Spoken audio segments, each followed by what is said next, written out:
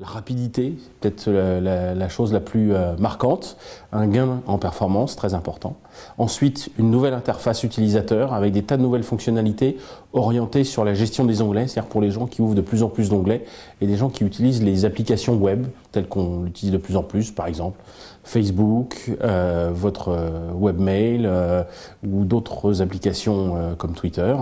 Et puis enfin une version mobile qui existe sur Android et qui est synchronisée, ce qui fait qu'on retrouve facilement les onglets qu'on a ouverts au bureau, on peut les réouvrir dans son smartphone ou son ordiphone, comme on dit à l'académie, dans Firefox 4 pour Android. Et puis quelque chose qu'on verra par la suite qui existe déjà dans Firefox 4, c'est des tas de nouvelles fonctionnalités pour les développeurs de sites web, qui vont pouvoir faire des sites web beaucoup plus riches et interactifs qu'avant, avec par exemple de la 3D dans le navigateur, de la vidéo, manipuler du son, faire de la mise en page améliorée, de la typographie, des choses qui jusqu'à présent freinaient le web et vont permettre vraiment une nouvelle génération d'applications. C'est très important que ça soit disponible dès aujourd'hui pour que les gens qui font le web puissent se les approprier et les diffuser dans des pages pour les internautes.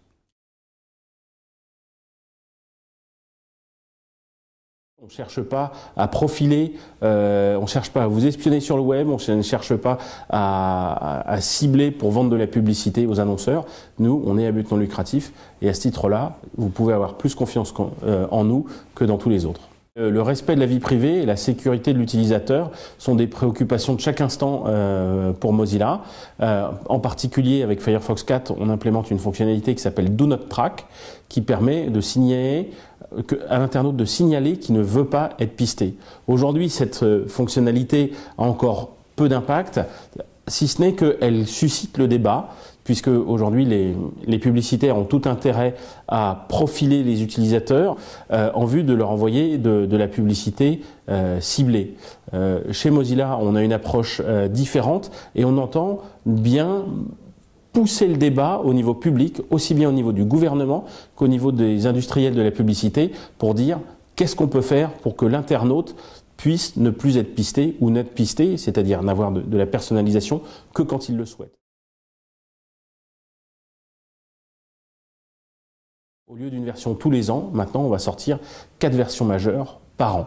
Donc on sera en Firefox 7 d'ici décembre prochain. Donc évidemment des versions plus fréquentes, ça veut dire moins de progrès entre chaque version. Donc là c'est la dernière très grosse version un peu monolithique qu'on sort avant d'arriver à une approche plus graduelle. Aujourd'hui, on est dans l'ère du web.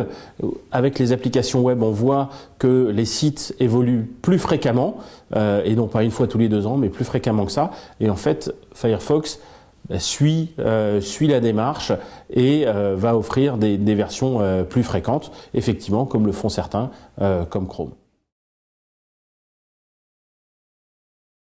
Il est indéniable que la concurrence est beaucoup plus difficile aujourd'hui qu'il y a 6 ans quand on a lancé Firefox, mais c'est une excellente nouvelle puisque c'est exactement ce qu'on voulait. Il y avait un monopole mené par Microsoft qui stagnait complètement et nous, en tant qu'organisation à but non lucratif, on a vraiment voulu redonner de l'énergie au web, redonner de l'énergie via les navigateurs en concurrençant Microsoft Internet Explorer.